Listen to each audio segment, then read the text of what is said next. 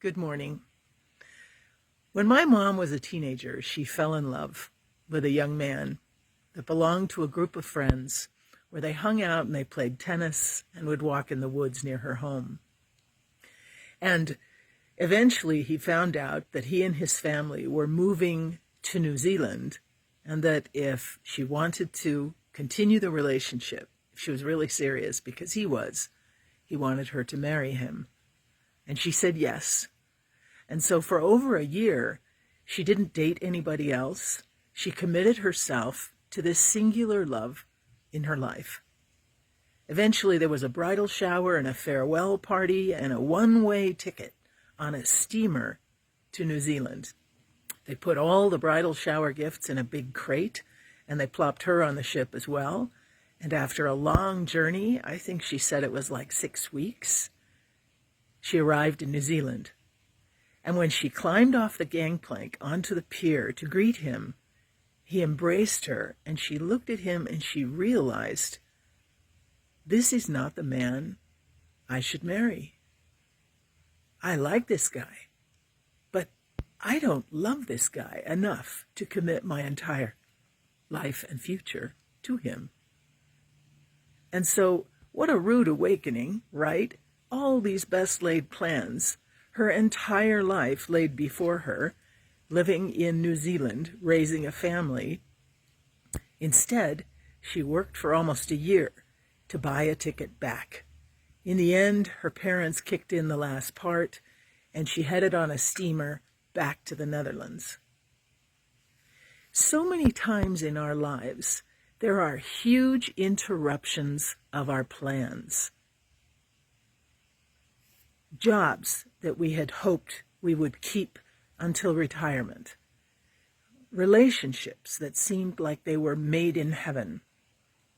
Children that were on the right path, and then something happens and they go wrong, or the path goes wrong, and there's a massive interruption into this plan we have for our life.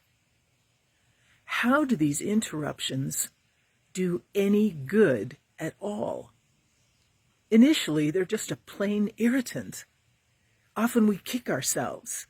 Come on, I should have seen that coming. But there is something deeper here. Could it be that God is using the circumstances of our life to help open up new possibilities? Had my mom gone through with the wedding and the marriage to this young man in New Zealand, who knows where I'd be, if I'd be. Who knows what her future would have been, what that family relationship would have been, and what the distance between her own family and her married family would be. All these questions.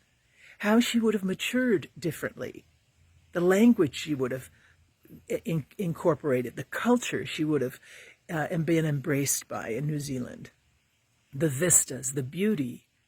What would that have developed within her? Well, here we have the opportunity for some reflection in our own lives.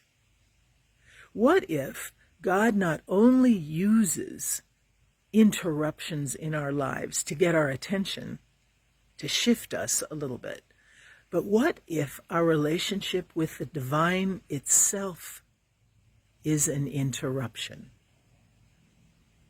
What do I mean by that? So much of our life we pre-program, and God is a fraction of it. The divine hovers on the outskirts, in the margins, for many of us.